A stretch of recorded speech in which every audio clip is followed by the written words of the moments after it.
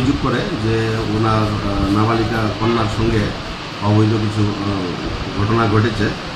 তো সেই সুবাদে কল্যাণপুর থানা থেকে আমাদের তেলিয়ামুড়া থানা থেকে জিরো এফআইআর হয়, যে ঘটনাটি আমাদের ইকো পার্ক সংলগ্ন স্থানে সংঘটিত হয়েছে।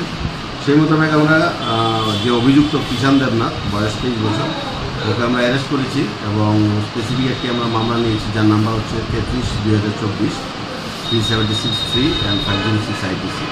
তাকে আমরা কোর্টে সোপোর্ট করেছি গতকালকে। তো গতকালকে হলিডে থাকাতে আমরা রিমান্ড পাইনি, রিমান্ডের প্রক্রিয়া চলছে, আজকে রিমান্ডে আসবে। ধর্ষণের ঘটনাটি কোন জায়গায় হয়েছে কিছু কি জানা গেছে?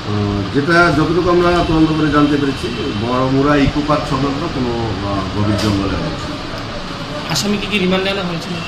আমরা লিখেছি, কিন্তু কালকে হলিডে থাকাতে কোর্ট সেটাকে রেসপন্ড করেনি। আজকে আমরা আবার প্রসেস করেছি, আজকে রিমান্ডে আমরা পাবো। মেয়েটার সঙ্গে ঘটনা হয়েছে, মেয়েটার বয়স কত? 70+।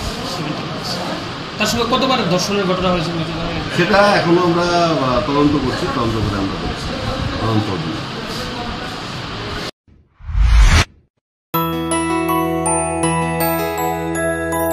স্বাদে ভরা ঘিয়ের সুবাস লংতরায়, কি ভালো খেতে।